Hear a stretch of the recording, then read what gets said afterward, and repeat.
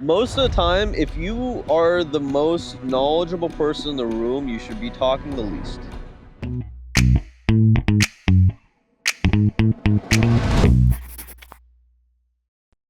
Our natural inclination is to be silent. However, we are humans and we want attention, damn it.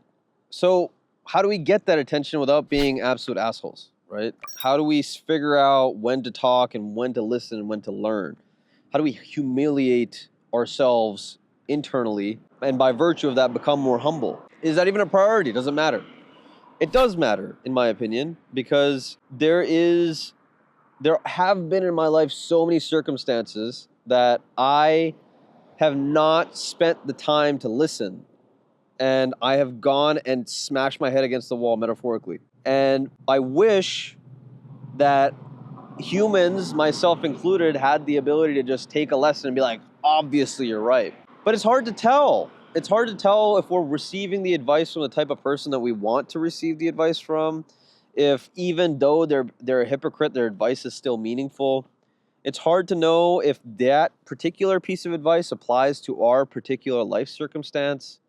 And the reality of the situation is you should, I assume, always be willing to learn things and always still be keeping track of data that comes into your system.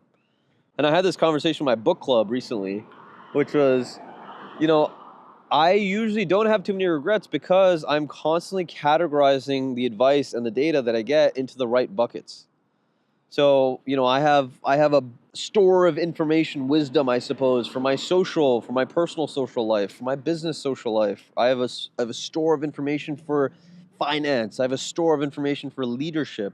And there's like these just millions of quotes and probably thousands of quotes and books and ways that people act, data in my life that tells me, hey, this is probably closer to the way that you want to interact with someone. As far as knowing when to talk and when to listen, most of the time, if you are the most knowledgeable person in the room, you should be talking the least. Most of the time, if you're the most knowledgeable person in the room, you should be talking the least. And the reason is, and I got this from Jeff Bezos, the reason is that you want to give people the luxury of voicing their opinions on a topic, especially the least experienced people, because they are going to learn the most that way. It's a hard thing to do all the time, but I think it's something that it allows you to measure your patience, and it genuinely does get you the most amount of information about a topic prior to putting your perspective in. Because what happens a lot of times with leaders, especially if you're respected, is the instant that you say something, it completely manipulates everyone else's opinion of it.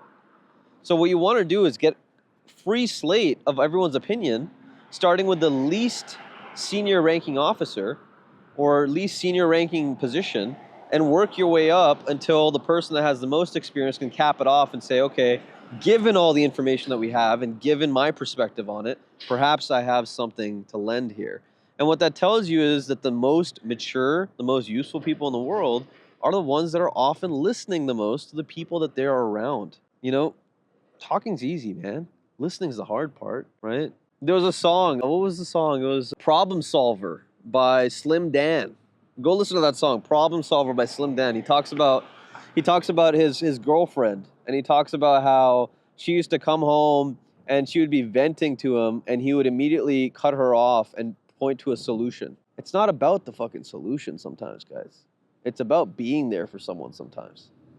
It's just about listening to what they're going through, because there's a very good chance that they know the solution, right? That they have some sort of understanding of how to go through it, but we are emotional beings. We want to be heard. Compassionomics is a phenomenal book to pick up if you're a healthcare provider or really anyone in the service industry. It takes 20 seconds of genuinely listening to someone to make them feel cared for, and has a drastic impact in healthcare in terms of how much people follow through with their advised treatment modality. Like a drastic difference. It has a drastic difference in healthcare costs. It has because we are human, because we want to be heard.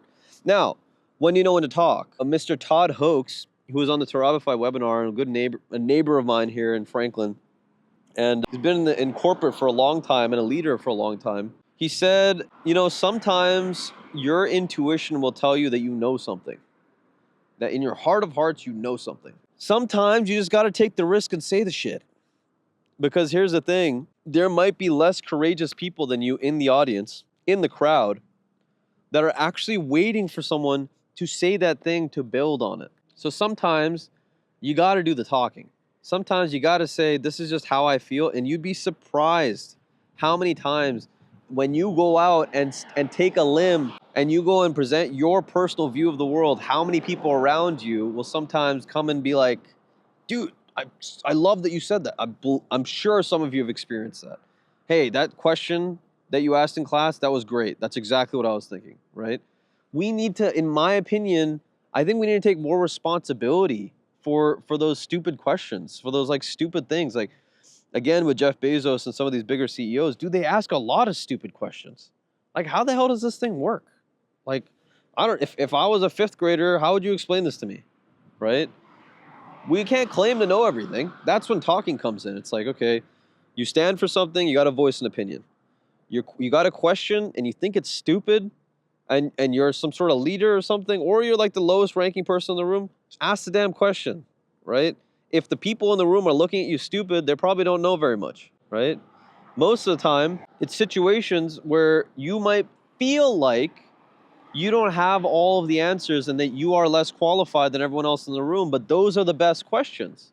I have a company that hired me specifically for asking stupid questions. The Web3 company that I'm a part of, I don't know shit about Web3, or I didn't before I was in this. They were like, dude, you know why we want you around is because you have a great personality, because you want to connect with people, and you ask the questions that intro newbie level people ask that we don't know. We don't have those questions because we've been doing it for 10 years. It's incredibly valuable to ask stupid questions and to speak up, to speak your mind, to stand up for something. That's when I'm like, dude, please, for God's sake, get up, make a fool out of yourself, and just try to say something. Now, that also applies in situations that perhaps a boss or a mentor or someone is being an asshole, right? Not a great idea to do it in front of everyone. Strongly recommend against that. But to have that one-on-one moment and say, hey, you know, this might have been perceived as this.